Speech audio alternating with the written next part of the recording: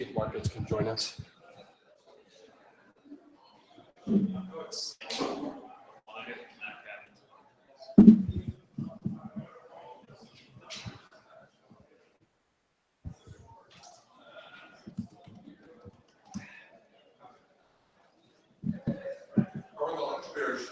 I'm sorry? How are the lunch beers? I have the lunch beers. Oh, lunch beers, not bears. Okay. How are the lunch beers? The lunch beers were good.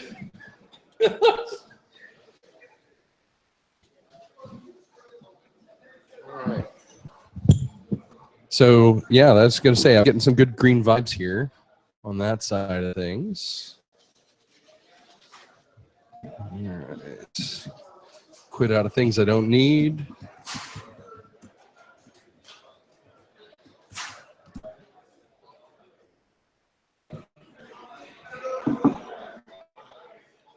That's going to be pretty easy.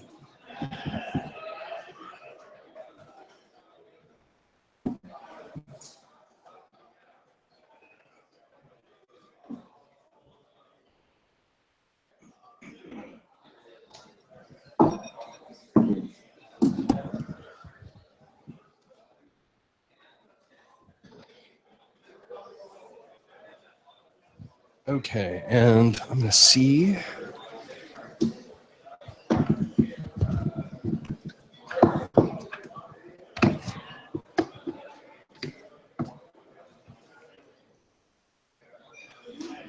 Do we have notes?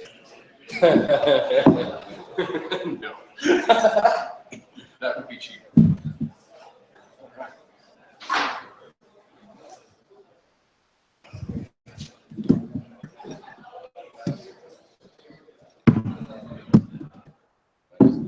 Yeah, I know. Just break it off. It's good. It's like whacking inside the table.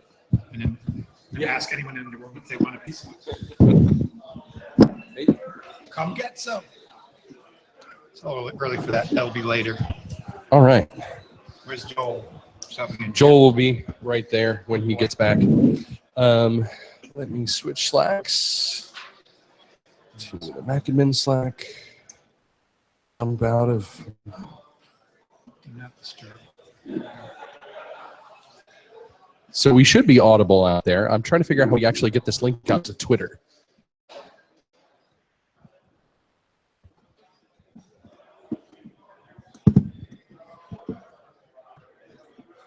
Oh, is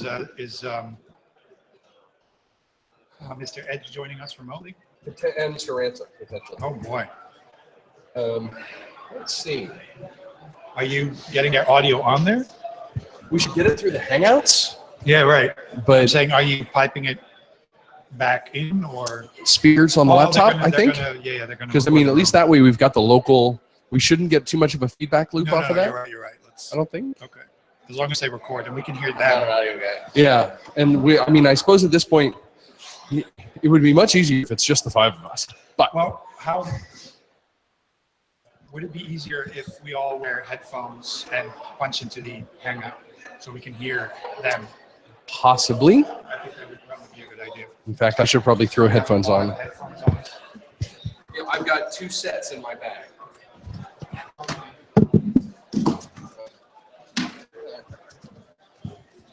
One's iOS only, though. So.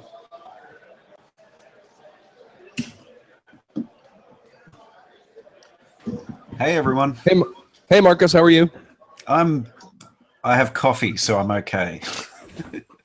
All right, that's the important part. How's everything going over there? You having a good time? Yeah, no, it's been great. What time is it there? It's 10 o'clock in the morning, so I've been up since 3 a.m. Hey. Yes, but that's what this is invented for. Yeah, no joke. Let's see. We'll see if we can find Mr. Rennick here, and then I think we're going to be ready to roll. I have no idea what link to tweet out for this. Yeah, either do I. I don't know how this works. Hey.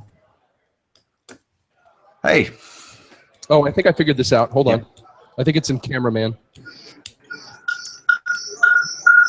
No, Tom. Oh, That's me. No, actually, it shouldn't be because I'm on headphones. I'd mute your microphone. The one on your computer. Because I think that's the one that's killing it. Oh, no, which one? No, wait. No, it's the speakers in here. Speakers on. So that might help. No feedback loop now. Oh, yeah, I don't. Well, he needs to hear me. Yeah. Can you hear me, Marcus? very quietly. Yeah. I don't know. Figuring it out.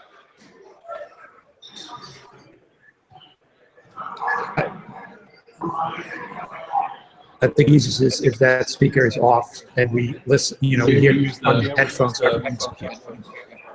That's better. Yeah. Who's got a set of headphones? Do you want to borrow them? Let me go see if I can find it. So has this hangout not started yet, or will all of this be broadcast? I have no idea. I don't think anyone knows. I don't think anyone knows about it.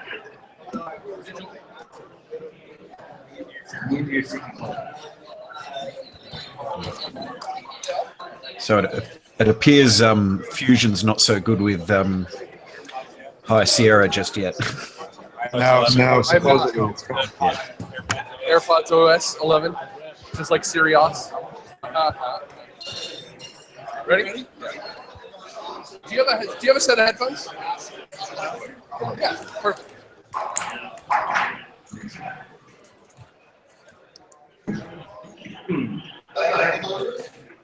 No, leave it open.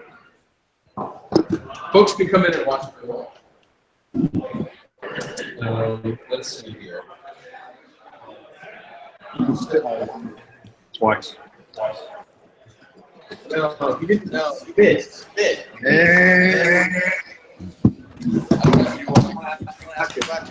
You'll keep answering. Yeah, so it's supposed to be I sent Graham and Clay the link.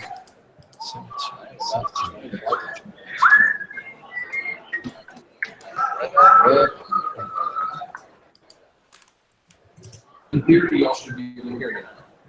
I'm actually slightly titillated about pulling back snapshots. I'm a little embarrassed by how interested I am in it. Talking with Mike about it, like that would be even faster than imaging. Yeah. It's just a snapshot. I mean, it might be a modern file system. I mean, I don't want to go too far too early. Yeah, let me figure out which one is Charles here. And then mute that one.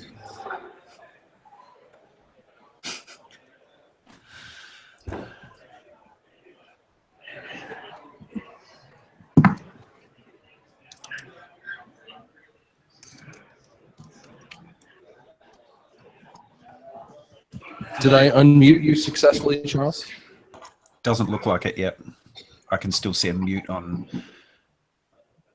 Charles, Graham, and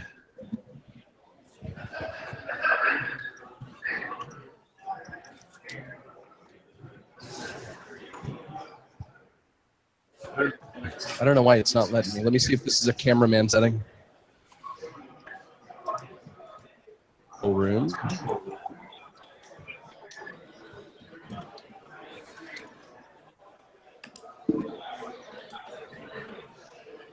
All right, let's see if that will let me do it. Charles has just said you unmuted him for a second and then remuted. So Okay, because I'm just hitting it just the one time. Let me just share the controls with him and see if that'll help. Can you unmute yourself now, Charles?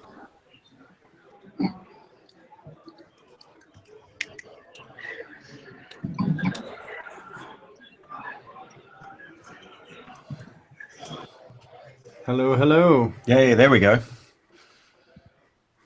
Tech support. Woo! Good morning. So yeah, so I think that probably what we're going to do is that we'll have the camera primarily set over here. Did I hear Joel's voice? And That shrill. he's here somewhere. Oh. And I think I saw that Graham Gilbert. Oh, there he is.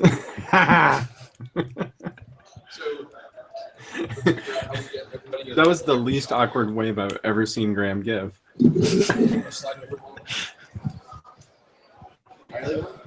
Are we recording? Yeah, that's what Yes. I want to know. Is it so? This is all going out. Okay. So I can't curse at you guys right now? That would be a bad plan. Because seeing that group of people I gives think, me a lot of That's your ammunition. itself. Yeah, those are supposed to be muted though. Which one is it? Those are Graham and that's so they can hear the audio. We're using these mics to talk with. Ah, right. Okay, that makes sense. So this is what we're pushing out from the audio over there. And then you'll get the audio from Marcus and Charles through the earphones, through the Hangout that you're joined with. And then we'll put the link out to the public and go to town that way. Does that make sense? Should I record on my side? Yes, please. Just in Okay. case. Yeah. Would I talk to her? Um, Yes, Okay, all right, so I can unmute is what I'm saying. I think so, yeah. So what should I be doing? Because I have a bad delay when I'm listening. Mouth movement. I won't be able to speak. I'm picking up a little bit of delay for the spot, but I mean, I think it's mostly so that we can hear Marcus. And if you want to put one in, just so you can hear Marcus and I company. think that's because Stefan's not muted. What do I? Yeah, you probably want to mute your headset. That doesn't have it. I can do it. I've got Okay. echo on mine. Yeah, there's going to be a little bit of delay back through the system. It's going to be, this is an adventure. But I'm saying, no, if I can have my mic. Charles and Marcus, could you Yeah. please mouth the words before you vocalize them, and then it'll sync back up? Okay. Yeah. Yes, I will. I got to remember to not move. They realize we have it, so, all right. This will work out well. Yeah, it's You going to be need to- fantastic. I can't see Joel in the control room. Can someone mute him? That's a literal, not a regular expression, because We it's need coming to through as an actually echo. figure out how to put the stream link out for this. Yeah. Oh, so people can't hear us Um, yet, so I can curse. No, They can go back and no, watch it because it's being afterwards. recorded. Do we have to do the clap? No clap sync. Why can't I scroll all Or the at way least- down to Joel? I don't think so. Oh yeah, well, unless we just take the Someone YouTube needs to mute Joel. live recording Again. and strip the audio and do it that way. All right. Should I mute myself? Yeah, I can mute myself. go ahead. But if I want to talk. Then you use the handy You dandy need to- this microphone. Oh yeah, well That got Still rid in of a most of the. I don't hear any echo now. So woohoo! James is gonna love this. Try that. This is gonna be awesome for James. James is I not. think James gets to skip this because I think we're Yeah. probably just going to publish the YouTube. Yeah. Oh, So Check. that's a frightening thought. Oh, that's good. does anybody just want to tweet out the link here and we'll get started here in just a minute? What link do we I don't give? know. My machine's all the way over there. Does Yeah. anyone know what the link is, or is that going to be on the YouTube site?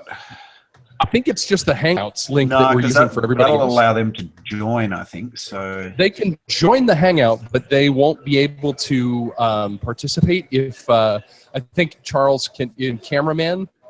You can turn off No. anybody else's ability to no, join. you can go to YouTube and you can see it here. So I'll.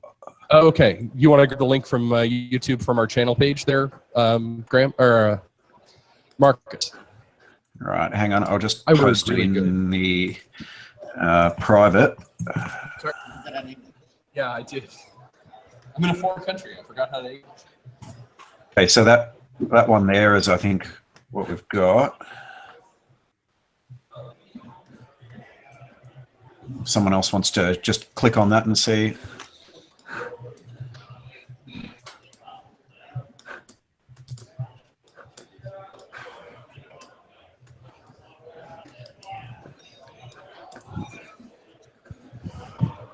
Okay. Yep, that's Is- working. Yep, is any- that's right. So That's right. let's All right, I'll drop post that. in Twitter and in If the someone wants to channel. drop that in Twitter, I'll chuck it in the podcast channel.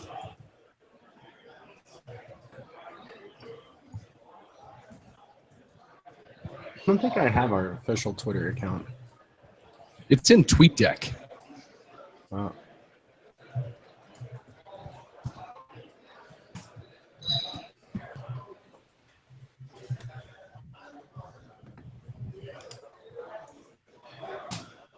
Okay.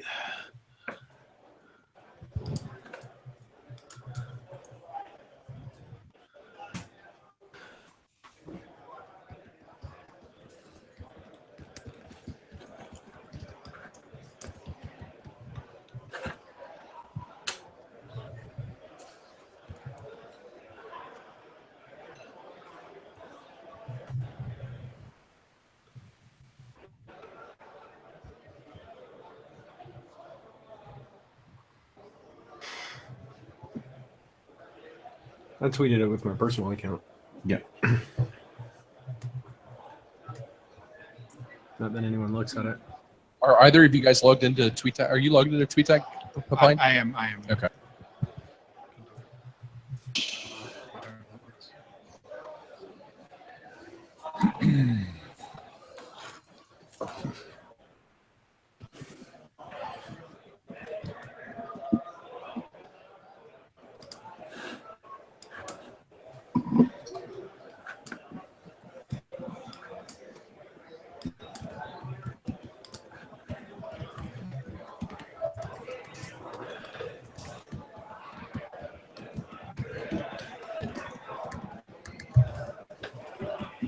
The background noise is going to be fun for... Oh, wait. James isn't going to do this one. No.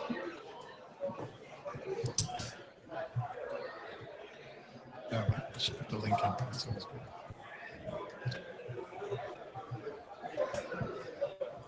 Yeah, it's too long.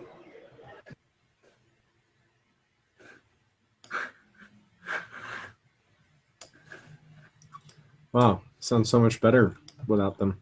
Marcus, Yeah. you and I are just going to do this. I don't think Clay meant to mute the mic. We can't hear any of you if you... You can't hear us at all. I Now we just can, unmuted you. Oh, sorry, I knew the wrong thing. Ah, That's okay. We'll get you some tech support. It's cool. it's great. Someone who So- maybe works at Google. This is all the adventure, right? So shall we get rolling here in just a minute? All right. Hello and welcome to the Mac Admins podcast. I'm your host this week. I'm Tom Bridge, a partner at Techvolutionary in Washington, D.C. We're live from the Mac DevOps Conference in Vancouver, Canada. We've got some wonderful guests with us this week. And for those of you watching at home on the live stream, hi, everybody. It's great to see you, except we can't see you, and that's totally okay. However, you can drop questions to us in the Slack channel. We'd like to thank our sponsor this week. They'll be sponsoring the community calendar read a little bit later, and that's Watchman Monitoring. And it's great to have everybody on. So I figured we'll go around the table and introduce folks real quick. Joining us to the left of your screen is Joel Rennick. Joel, how are you? Hello, doing well. That's great. And we're glad you could join us. You're the GM of True Source Labs, the genius behind Nomad. For another couple of days. That's an announcement. Come out here. All right. So does that mean you're taking Nomad prime time? Yes. Excellent. So Nomad is spinning off. You're going to be your own thing. Yes. Awesome. So yeah, we should talk a little bit more about that. That sounds like a fifth episode of the podcast you should be on. Immediately to his right, the stage left is Graham Gilbert from Airbnb. Hello, Graham. Good evening. Great to have you along. Thank you. Do you have any awesome announcements to go with Joel's announcement? Or No. no? Awesome. Papine, how are you tonight? Good, Tom. How are you? I'm doing real well. And to my right, stage left, is Clay Cavanis from Google. Good afternoon, evening, morning, whatever time zone you might be in. That's right. And of course, we also have guests on the line from the internets. Charles, say hello. Hello. See you, Charles. And Marcus, how are you? It's early there, or late, or one of the...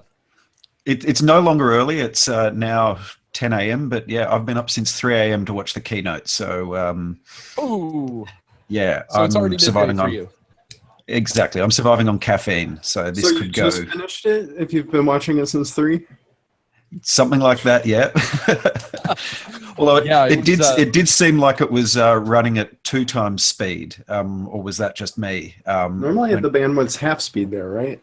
Yeah, exactly. It seemed to be going very quickly. There was a lot of information to be crammed in there, but it was exciting. So I'm interested to see what everybody else thought. Yeah, so where do we want to start tonight? Do we want to start with iOS? Do we want to start with High Sierra? Do we want to start with new hardware? I want to hear feel Graham there's talk a about lot on the table. tvOS.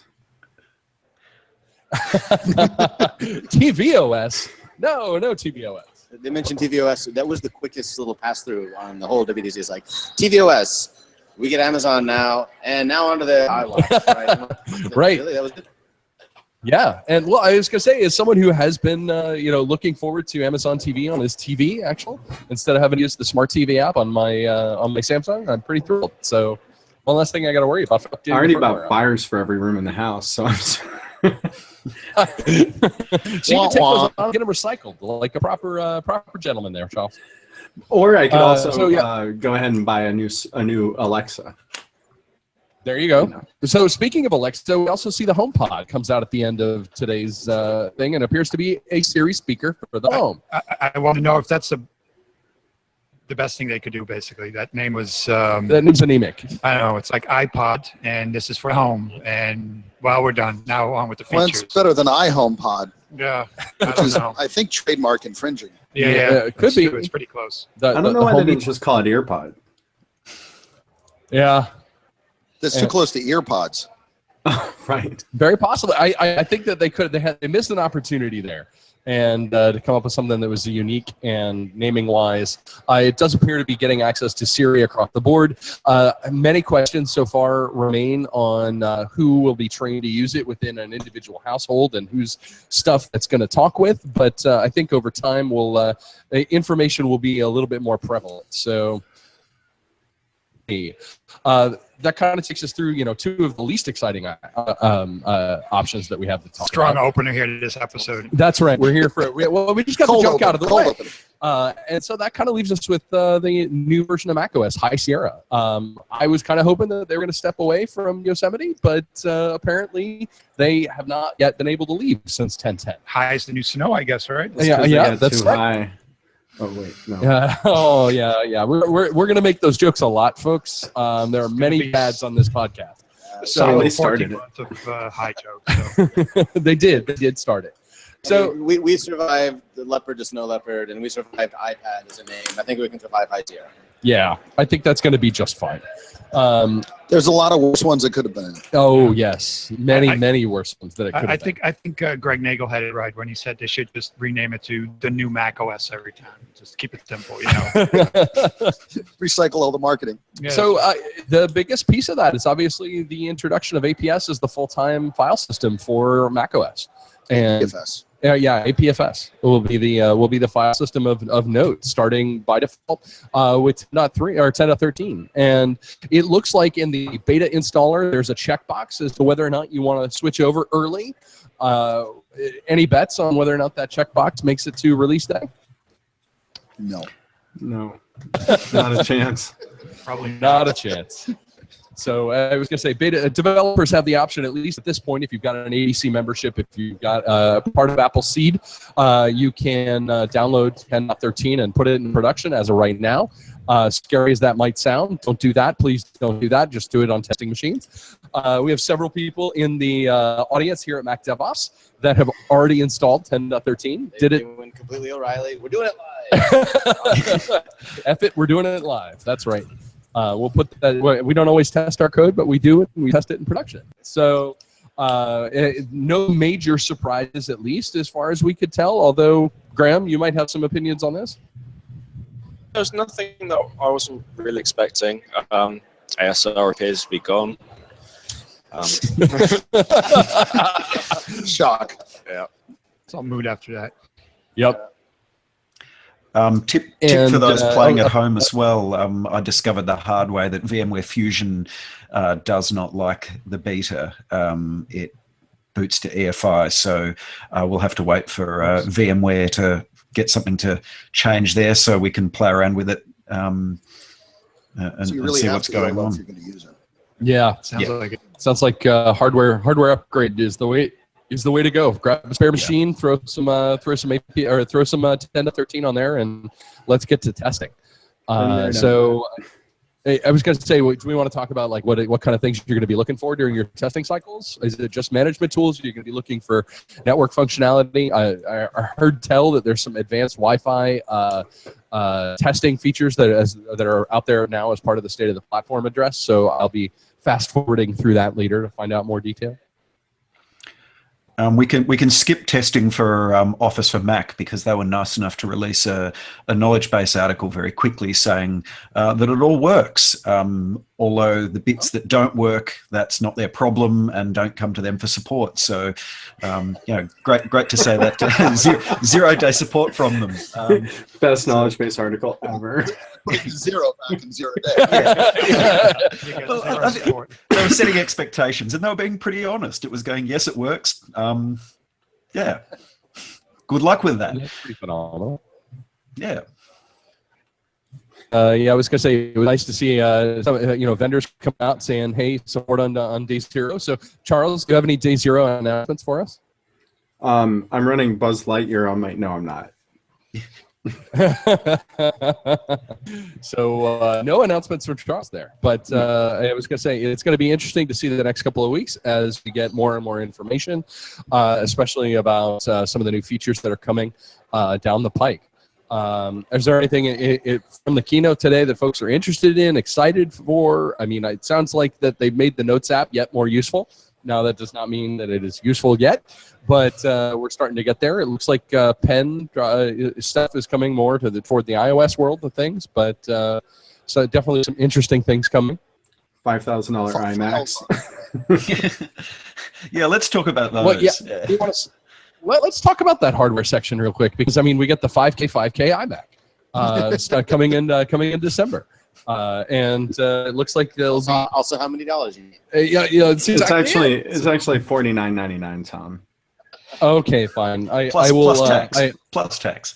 And that's a real long lead time too. 6 months. Yeah, 6 months is a long time to wait, and especially with save for a Christmas gift. Hey, there you go. Good timing. So I want to know what the maximum config is. See if we can get it above 10K. Yeah, probably, right? I got to think that you're going to be able to do it with 128 gigs of ECC RAM and an 18-core Xeon processor in there. 3 terabytes of storage. It's going to add up quick. Yeah, of Fusion whether storage. Yeah, whether it's an option to add a 10 gig switch in with it when you buy it as well, because Why not? Yeah, that's right. 10 gig Ethernet. So I prefer to. Mac is $5,000, but the switch to support it's another 3. Right. So it's going to be interesting to kind of see how that hardware platform is looked at by some of the big video houses, the big effects houses, the big spots that say, okay, maybe there's something coming. This generally makes me think that the Mac Pro is a lot earlier on in its development cycle than we were thinking, and that we might be seeing word on that one late in 2018 at the earliest would be my guess. So it goes with the external Thunderbolt 3 support that they announced, or kind of like made official that you can officially have external GPUs, and I guess all the stuff with GPUs makes a lot of sense on these. Makes it sort of a good package to have an iMac Pro as a graphics workstation versus getting this the Trash Can Pro and kind of that being end of life. So I don't even know what at this point a Mac Pro would look like. Right. Other than, I mean, this is an iMac with a Xeon. You would expect to see Xeon in a Mac The Pro. Mac Pro looks like a 5K iMac I know. without one of the 5Ks. I mean, I guess maybe a Mac Pro would be an iMac Pro without a display, just a big slate of aluminum. Maybe. It's just going to be I think there's not. Mac Pro without the display, a Right. slightly bigger box. Yep. I don't think there's Bunch of going to be a fans, Mac that's Pro. I think it's going to be, or a Mac Mini. I think it's just going to be a Mac. Bait and switch. Yeah, very, very possibly.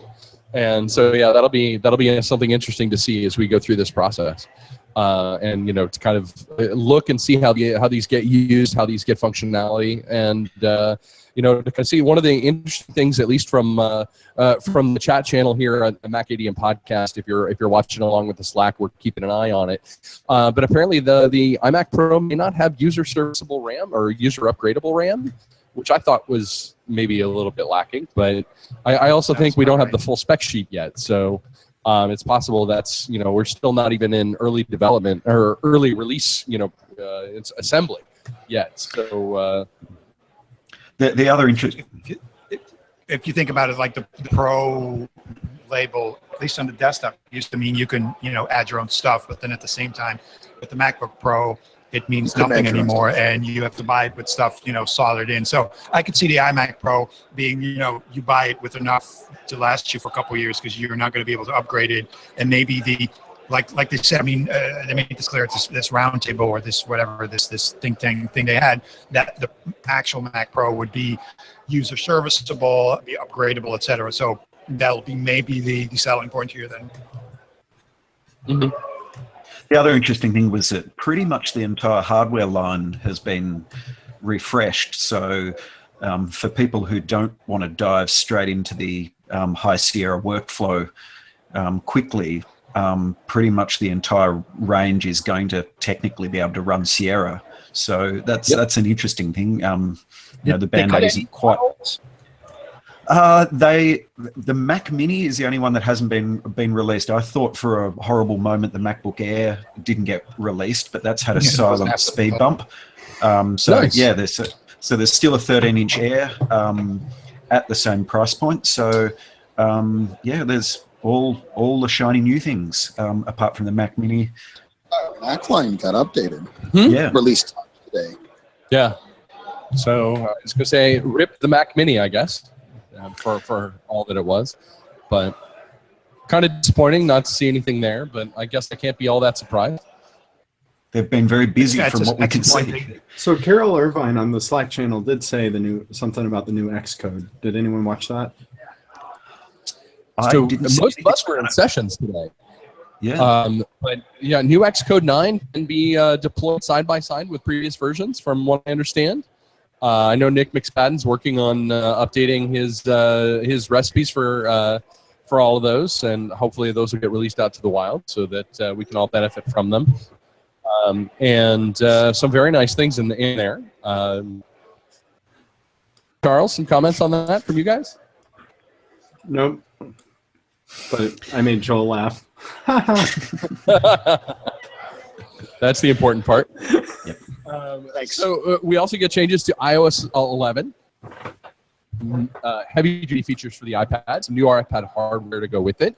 From what I understand, the new versions of the Pro are 10.5 inches and 12.9 inches. So the 12.9 that I'm rocking here will still be around. It's the rumors of its demise are greatly outweighed, which is nice, because I really like this thing and I want to keep it going. But the 10.5 made some interesting choices. The side-by-side mode for the 10.5 is apparently 2 iPhone 7 Plus screens. So you get the iPhone 7 Plus resolution on each side, which is a little less awesome than I was kind of hoping for.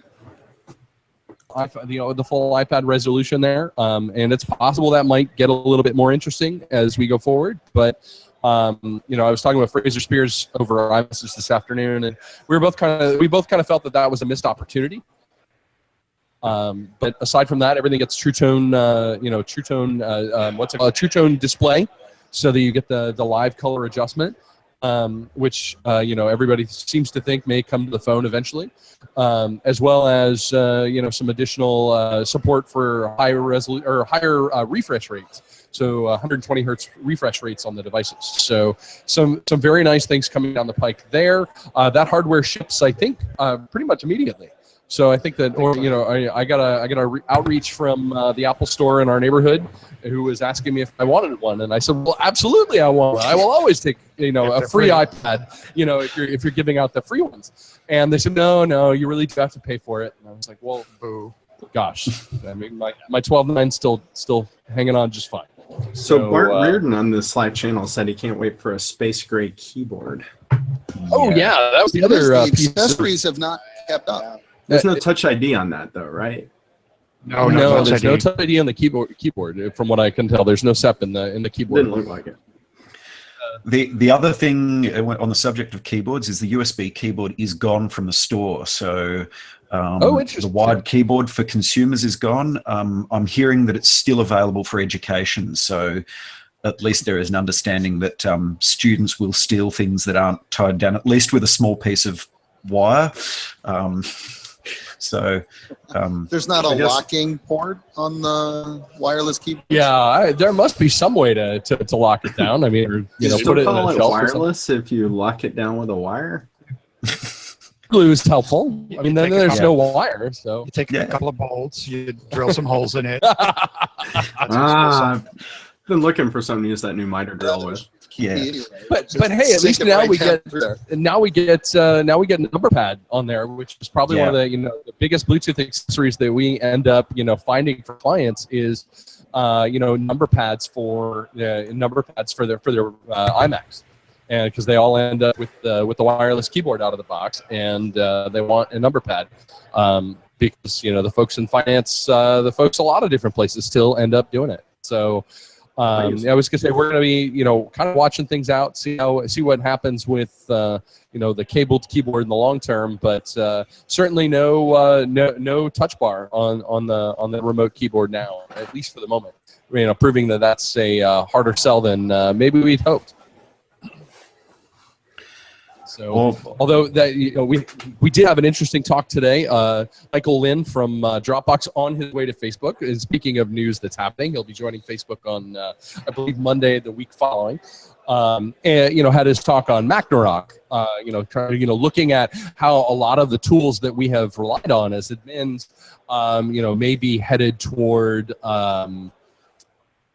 Is the polite way to say it. I think that he was trying to put a glad face on the future that we live in, wherein the tools that we're seeing like imaging, especially since there is no ASR command for APFS, for example, might see a little bit of change.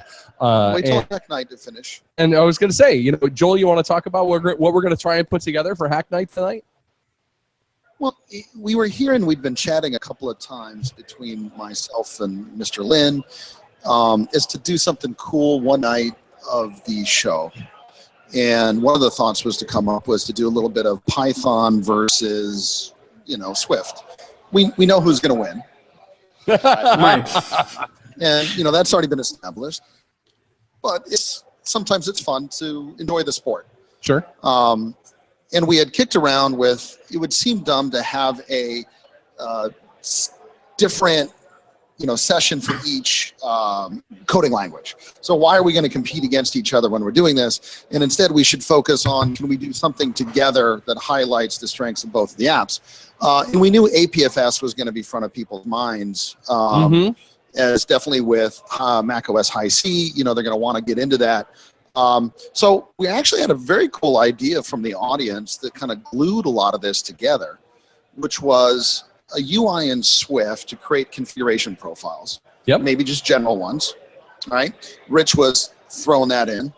And then an agent, perhaps in Python, that would live on your macOS High C system. And then it would look for pref keys being sent to it via MDM. Roll back to a snapshot taken previously. Nice. And we now may have imaging.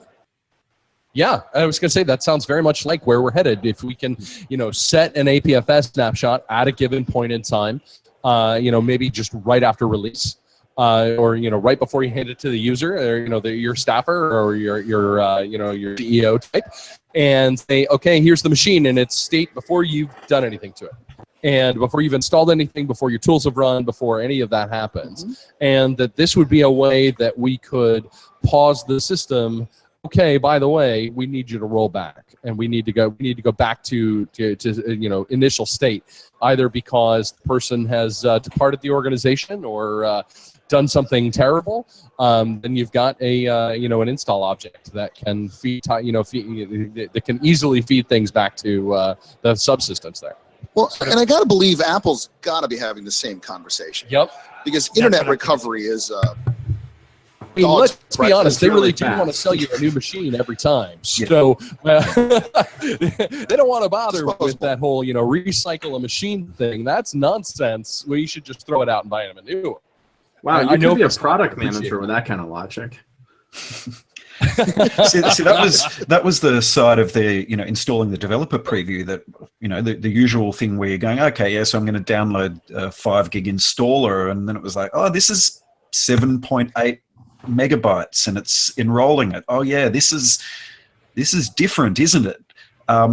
What's the process going to be when something bad has happened to the files on a disk and it needs to go away and you need to replace it with something? So my concern about snapshotting images is that we're kind of getting back into monolithic imaging territory, where your snapshotted image is 8 months old and you don't want to have to change anything because of the workflows, whereas all of the security updates need to be applied. So I'm looking forward to, is it Thursday or Friday when the deployment workshop is on, to see what they're going to tell us there about different things we can do.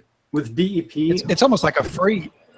Sorry. Oh, go ahead, with DEP, aren't all images monolithic then images? Like, I mean, they're per client, Yeah. right? It's like every endpoint is its own image, if you will. But if you snapshot it and then roll it back, you never have to do any work other than making the snapshot and restoring it when you need it to be rolled back. So there's no real work involved. Graham told Well, me I it'll was also always get going to... really interesting with a lot of management tools, because if you roll back a snapshot and the agent or whatever's running on the system has no concept that it's been rolled back, Yeah. Yeah. and replay all the commands Right. now are completely disjointed between the database in the sky and the agent on the local system. Yep. And How these are the a things certificate we get to can break trust down. that cope. If you've got an old version of an agent or something like that on the snapshot and your system's been upgraded, there's going to be a lot of moving parts to play with here. Ooh, that's very interesting. So yeah, these are the things that we get to start thinking about now as things get to be more public. I think it'll be interesting to see what will happen with 10.13 when it's deployed fully, and 10.14 even if the system is one part and the users home directories are a separate part, and maybe everything else you install like system wide is another partition. If you roll those snapshot and roll those back separately, then that would be much easier to deal with, because obviously you can roll back the system thing pretty easily. Maybe you set up somehow your own APFS volume for your management tool. You can control that on your own. Well, and an interesting reason to have two volumes in APFS that overlap each other. Yeah. Because you could snapshot each individually and you wouldn't really lose disk space. Indeed. There's a lot of back when ZFS everyone was talking about that. There's a lot of things you could do with snapshots and things like that I was looking forward to, and that kind of faded away. So Had it's that good dream to see crushed. APFS has some of that. Hopefully we can get some of this crazy jiggery pokery that's pure applesauce Yeah. in that. Well, that's what we're doing for Hack Night. Right. So yeah. by this time tomorrow, we're all solved. Yeah. What bugs to file with Apple? Yeah, I was gonna say I'll bring out my file a radar shirt for tomorrow, and we'll just follow people around while the radars get filed. What do So a question from Carl out there. What do you think APFS snapshots mean for Time Machine? I think they've specifically said that Time Machine is not yet an APFS supported whatever. Like they're going to be running Time Machine as HFS for now, and maybe use some kind of snapshot. Excuse me, snapshotting or in the future. But that's probably That's a whole re-architecting of how. Time Machine now is like directory hard links, another horrible black magic. It doesn't exist Right, anymore. and so in APFS, it's just make a snapshot. That's fine. That's right. It changes Time Machine, like the code base internally is going to go from this monster to it's just a few lines of APFS. Right. It'd be great if Crash Plan beat them to support it. That's basically. It'd be great if Crash Plan moved to something that wasn't Java, because I think that's going to be necessary. One can help. But they're welcome to come tell us their future strategy here on the podcast, and we hope to hear from them about 10.13 support in the not distant future. But from looking at all of this, it's going to be really interesting to kind of see how they're going to be efficient with disk space when it comes to snapshots, because that's one thing. At least the developer tools that were part of 10.12.5 was not terribly as efficient with disk space. So finding ways to preserve disk capacity, especially in the era of when they'll still sell you 128 gig, MacBook, seems to be an interesting place. Just buy bigger drives. It's cool. Yeah. Well, I mean, how many snapshots can we balance at that point? It was disappointing to see the 21-inch iPads are still available with spinning rust in them. I thought we'd kind of gotten beyond that. It's also really good to see Fusion support. I know there was a lot of concern that Fusion drives wouldn't be supported, but given that Fusion got a big shout out in the keynote as the minimum for the 27-inch iMacs, clearly that's no longer going to be a problem, or we hope. So they got 3 months. They have two volumes. Two APFS volumes. I see. I think we talked about this in the past where we said, they need to solve this because they've been selling these things like, this is your entry level. We'll give you a paltry 24 gigs of flash that, basically will hold the system and not much else. They have to solve this. I mean, I don't know to what, a capacity they solve this other than 2 volumes backing an APFS container, and whichever is the first one will be the bucket that all your data flows into, and then it sort of trickles over. Like, it's probably simplified, and they probably gave it some amount of thought, but I don't know necessarily that it's the same way as core storage does it now, and that they're just kind of doing the job of making sure that Fusion users are not burned by this, or at least, I guess that is the intent. We'll see how well it works out, but they had to do this. Was sort of like a stew. And yeah, I was going to say, I was also disappointed to still see spin drives in those machines, especially in this age when SSDs are getting cheaper and cheaper and cheaper. To still throw out a 5,400 RPM drive into anything seems like malpractice. So you know what 54 RPM drives do? They sell more iMacs. Yeah. So that's what they're there. Especially at those prices. They did bring the 4K and the 5K iMac prices down. So I'll take that. But 13-inch Pro got a little bit of a drop. Yeah, that's right. So $100, I think, off the 15-inch Pro. And that high-end MacBook, which is actually very exciting to me, now has a full i5 in it. Yes, and 16 gigs of RAM by option. So that's now a pretty beastly little machine. So we're hopeful. That's just a rebadged M7, right? The i7 isn't a real i7. Oh, it's an i6.5. It's an M7. It's a 7. Isn't that a car? Way to ride in our parade. They're still really slow. I think we all know we're all waiting for the ARM overlords to bring us, I guess they decided not this round. So is ARM the new PowerPC? Not with an iMac Pro. Well, we shall see, and that's there are a lot of questions that we'll see over the next couple of days as we go through the sessions. Then hopefully we'll be able to talk a little bit more cogently about that as folks report back from what they've seen in session. I strongly urge people who are attending WWDC who are Mac admins to contribute back in the developer forums and notes from sessions that you've been in. Where Rich Troughton didn't get his ticket this year, so while he does have colleagues from SAP who are down there, and hi, it's good to see you out there. We would love to get all the notes that you've got for what's actually going to be coming out of those individual sessions as they come out. Obviously, not all of them are recorded for later broadcast. So raise the issues as they come along. Talk about the various pieces that you're learning about. Share the knowledge so that we can all get better as a group.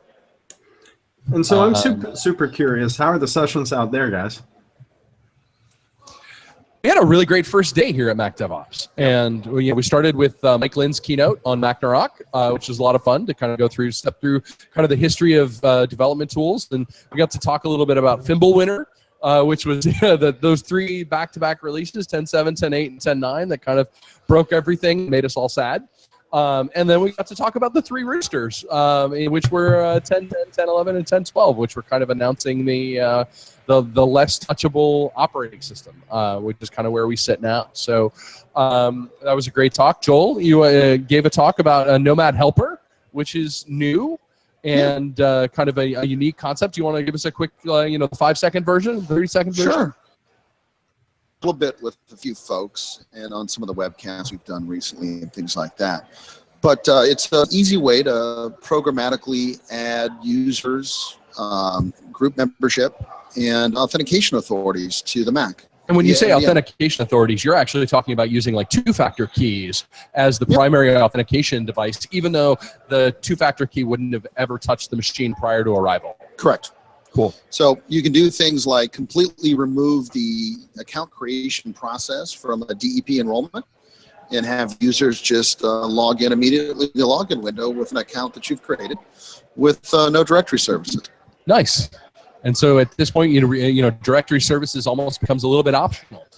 Bringing that, you could also, have an account kind of hanging out there with no password, and that would only respond to the right YubiKey or the right multi-factor authentication device. Exactly. A lot of this came out of kind of a lingering request from some of the Nomad users about, hey, this covers all of our authentication needs. We've got local accounts for everything, but I still have IT admins, and how can they go to somebody's machine and become an admin? So now you've got an ability to check out an admin account. That's pretty awesome. So when we'll see more about that coming down the pike, I'm guessing. Yep. Yeah.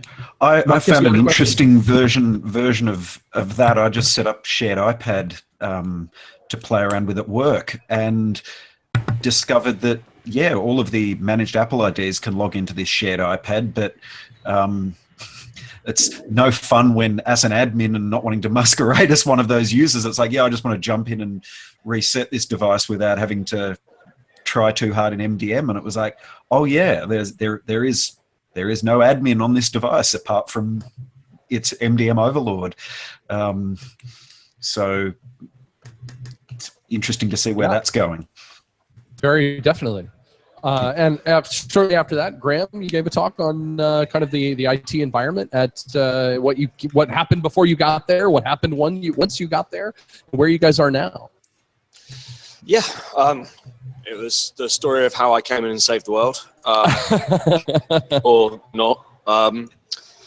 Mostly, it was a lesson on how not to change your management tools and how not to annoy your help desk so much they hate you.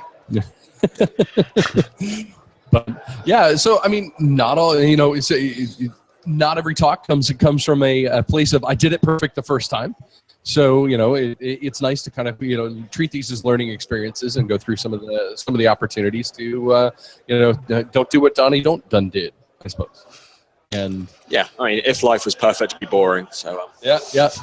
But that was great. And then, lunch break came back after lunch. Let's see who. Before lunch, we had Jesse and Victor talking about the open source MDM stuff, which is fantastic. And something that the whole community at large is probably focused on. I certainly am personally and professionally in my own job. Yeah. So with Mac-Rock coming, which honestly, like I mentioned in the Slack, Mac-Rock scares me, so we should call it Fraggle Rock. I think somehow related to because that seems much happier and friendlier, and I'm less worried about Fraggles. Gorgs and dozers, man, it's going to be great. No, but I think the open source MDM work that they're all doing is fantastic, and I'm really excited to see that happening in the community and in large, and then specifically for my own and use. It's very nice to see that. Yeah, they need to give that talk a couple more times at every conference and just spread the word of sort of MDM 101, because besides figuring out what products you're going to pick to actually run this, you kind of need to understand how it works and how Apple wants you to use it, and what you can't do before you start making. Right, and which parts of it you have to worry about, and which parts are kind of easy mode and handled for you, and a lot of those things. So are the sessions being recorded at Mac DevOps? Yes. Usually they get fantastic. The videos up well. Yeah, so these will all be available for Spot. You can also check it out at the it's the Mac DevOps YVR channel on the Slack. You can see the live kind of conversations that happen in there. There've been presentation notes dropped in there. We got a tour of APFS from Rich this morning before the keynote started, so it's all changed, and hopefully isn't too different from there. But then this afternoon, let's see, Mac Justice talked a little bit about using GitLab with your environment, which was really great to see. And if you're looking at CI and if you're looking at how to manage your repos in a couple of different places, that's a great way to do it. Let's see, what else? Greg and Nate from Facebook. Talk about what they're doing there. Greg's talk I showed at the platform as well. Be here. It's always good to see how not the other side, but the other teams work on their things. Like right. Obviously, at Google we work with the Windows team as well, and that's always an amazing. With it's just completely different. And just have, the stuff, all of the tools that Microsoft gives you are specific to like click next a lot. Just keep clicking next, and so it's good to see other teams, other platforms getting some sort of DevOps focus as well. Yeah, definitely. And it was really neat to kind of see what they were stepping through with Chocolatey on the Windows side to do a lot of their stuff. So it was really, really cool as a Mac admin who doesn't spend a lot of time in the Windows world. How does the other side do it? Really cool to see that, and to see that some places are treating it as a world that is one whole. And I think that that's a really helpful way to think about IT management. This is a whole experience, whether or not you're hanging out on an iPad, or whether you're using a MacBook, or whether you're using a Windows machine, or whatever flavor of Linux you need to do your gig. So that was really great, and it was cool to see how Ruby can be helpful for a lot of those things, even though Ruby's terrible. It is awful. And I say this as the Puppet subject matter expert in my team, and I don't know, it's terrible. So yeah, I was gonna say I think that was most. And last but not least, we heard from Melody Ma, who was talking about using code for good purposes outside of we're doing it to deploy machines. Yeah, that's a great talk. It was a really great talk, as she talked a little bit about how they were rolling out Hour of Code, rolling out coding practices in education for the province of British Columbia, and her involvement in terms of treating it as an advocacy opportunity, so that you can be persistent with the advocacy opportunities that are present in your life, whether or not they're technical or not. How you can bring good technical skills to those spaces and have it really make a difference for your community as a force multiplier. So Melody's talk was awesome. I strongly recommend everybody watch it. As somebody who's gotten involved in his neighborhood environment, I live at the corner of 17th and Monroe in DC, and there isn't a day that goes by that we don't have like a fairly serious or a near miss accident at that corner. And so we've been using tools that the city provides to pull reports out of the traffic systems, so that we can build crash reports and take it to the Department of Transportation and say, you need to fix this intersection because people are going to get killed here. And using those things for things that you care about in your life, in your local environment. You can use your computer skills for things that don't affect computers, and it's really, really helpful. So you just go with nail sticks. Yeah. Slow people down really well. Well, we're also on the ambulance path, and I don't want to slow them down because that's people dying for different reasons, right. And side effects. Sorry, yeah. I didn't think that through. Melody's talk was awesome. We got a full day of sessions tomorrow, and I'm trying to think who hasn't talked yet. We got a bunch of people today. Papine, I was going to say, what are you talking about? Let's see. What am I talking about? Oh, right. You got a day. Yeah, something. I'm talking about doing some implementing some security in your DevOps processes. So not just having a bunch of shared passwords and kind of just sharing them around and making it all, have everyone do the right thing, but actually, using, PKI-backed SSH, and maybe using like a hardware key for some of that stuff. And I might even mention Beyond Core once or twice, but yeah, so it'll be fun. Also get Greg Nagel's going to talk on changes that are coming to Monkey 3.0. Wade Robson's going to talk about Zappa and the Elastic Beanstalk for 10 minutes, which I'm kind of excited to see what that's all about. Henry Stammersjohan from Zentral will be there to talk a little bit about what's coming down the pike in Zentral. And then Sam from Airbnb is going to talk about OS Query and Stream Alert. Wes Whetstone from Square is going to talk about Repo Toddy, continuous deployment for Apple software updates, and got a little bit of sneak preview of that this afternoon as he was talking about some of the things they've had to actually roll back and roll out as a 10.12.5 update. Kind of hammered one of their tools that they were working on. Ed Marzak's going to have a talk on how to fail from the Google team, which I'm kind of excited to hear. And Nicholas Cobb from Uber's got one on large-scale VMs. So it's going to be a pretty full program tomorrow, and there'll be lots of great sessions to see and watch. So for those of you coming back for second day, it's going to be a heck of a show. And that's pretty exciting. So Yeah, I'm looking forward to it. yeah, This is the third year I've been at this conference, and it's been here 3 years. yeah, It's really good content, I think. yeah. Many other conferences, at least speaking personally, and the content seems to be less technical more, and this seems to be more at a bit of a higher level of discussion, which is really nice. This is definitely where I go to stretch myself, Yeah. because as someone who spends a lot of time doing some of the basics and spending a lot of time doing the consulting side of Right. all of the backfill of good practice. It's so nice to hear what's happening on the cutting edge and what people are using all of these technologies to do. And it's such a technical audience. It's but it's very human at the same time. I feel like that everything here is approachable if you've been spending time in this field. Right, yeah, it's nothing known that you've never heard of. You've at least heard it mentioned before. Sure. It's not new. It's just a good deep dive into a lot of things that maybe you haven't thought about, or you've worked with a little bit, and now you're with the person who's actually working with a lot. You have face-to-face questions. Yeah, my dad was the mainframe application developer and spent a lot of time going to Digital Equipment Corporation's conferences and things like that. And if we were bad in the car, he would threaten to put the DECUS tapes in.